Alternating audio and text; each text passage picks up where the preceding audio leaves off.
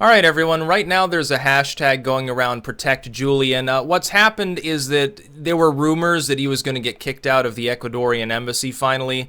And I guess they're negating that claim and saying, well, we're not going to comment. This is, some anonymous source said it, but that doesn't mean it's true. It does look a little bit odd, though, and we do know that Assange hasn't been getting along as much with the people at the embassy. Like, apparently they were pissed off that I guess he didn't clean the cat pan often enough and weird shit like that. And it's like, come on, dude. The dude is literally a political prisoner. You have the means to give him some degree of accommodation, and you're treating him like if he doesn't step out of the door, he won't immediately be in handcuffs. And it's funny when they say like, well, I think it was the UK's government, well, we haven't charged him with anything or anything.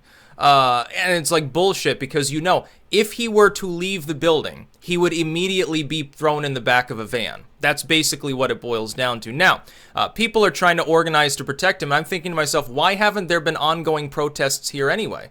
The embassy should be surrounded by a crowd of people booing the UK and Ecuadorian government, and also elements of the US government too, 24/7. There should be like a non-stop news camera on that building, because there's a crowd of 1,000 people out there until there's enough pressure for him to finally be cleared of any wrongdoing and released so that he can go be a journalist like he wants to be. What has he done fundamentally, like under US law? What has Julian Assange actually done that's any different from what's been done by CNN and the New York Times? Nothing. But fuck nothing. All he's done is say, hey, if you send me news tips, which is basically what this material boils down to, we can release it to people.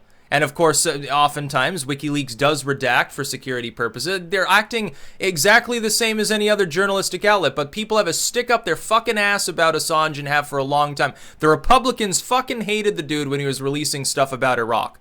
The Republicans were the ones that said, well, this horrible traitorous scumbag, he's an agent of like Islam or China or some shit. And then people on the left now have a stick up there. So, he's a Russian asset. He helped evil Drumpf because he released, Clinton emails. It's like, yeah, he got the emails and decided to release them. Oh my God, it's almost like investigative journalism. That's what it boils down to. And so everybody hates Julian Assange, and it's like the Republicans now, they pretend that they always loved him. Like, oh, I don't think that Assange did anything wrong, other than fucking Rubio. Fucking Rubio, the police status #1. He's got the least respect for me of any of the Republicans in Congress. The fact that he's reelected is a farce. You might as well just replace him with a Democrat, because it's basically going to be the same thing anyway. Rubio's scumbag. And I said it during the election. No, if he became like, let's say Trump said, okay, fuck it, I'm not running again, and basically Fidel Castro 2.0, Marco Rubio ends up in there. No, I wouldn't vote for the little bastard. I wouldn't vote for him at all. I'd vote for the Democrats as a protest vote at that point, so Republicans beware. It's really, really funny, though, to see people organizing when they should have been organizing all along. There's a very robust campaign online to bring awareness, but it hasn't really trickled down to a real-world effect. I think part of it is, if you're in the UK, it's like very dystopian, and you can't be armed to defend yourself or anything like that. And I guess like the police will crack skulls if you get too close to the embassy or something. Can you even walk on the street near the embassy at this point? Or have they, cordoned it off in order to prevent Assange from even having a conversation out the balcony with someone across the street? I wouldn't be surprised. It's basically like torturing him. He's basically been in solitary confinement for years. It's ridiculous that he's being treated this way. He does journalism. Oh my God, no, what it really boils down to is he's an independent journalist. This is why we've seen so many people deplatformed offline. It's a preemptive strike on people who would basically become like Julian Assange.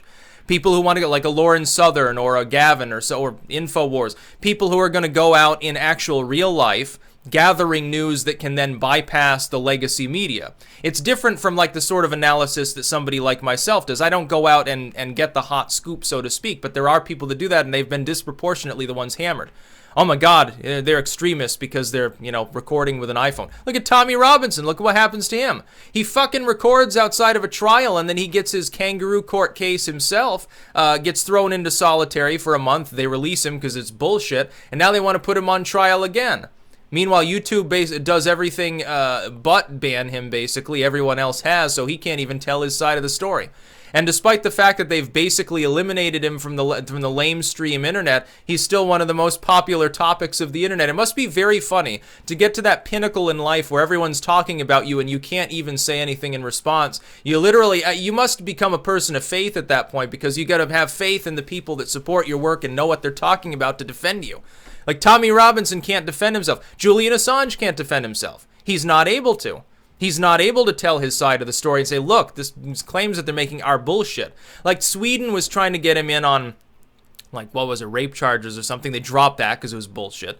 Espionage charges and everything else under the sun. It's like people in the U.S. are like, well, he's a traitor. He's not, dude, he's not in the U.S. He's not an American. I think he's originally Swedish, right? And then, you know, in the UK, and he's in the Ecuadorian embassy. Has nothing to do with the U.S. What fucking shit has he done to the United States that could actually harm us anyway? Nobody's gotten killed as the result of his activities, but people get killed all the time in wars that are started in part because there aren't enough whistleblowers to expose all the crooks that are causing them. I think that would be a bigger problem for mom and pop America. You want your kids to be safe. It's not Julian Assange that's going to be bombing them. It's gonna be some crazy asshole that was funded by the CIA or something along those lines.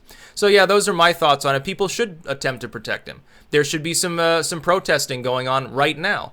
Don't wait until he gets dragged out of the embassy in the middle of the night. Dude, they would coordinate it to be quick enough so that you wouldn't be able to stop them unless you're already there. That's basically what it boils down to. That's about all. Peace out.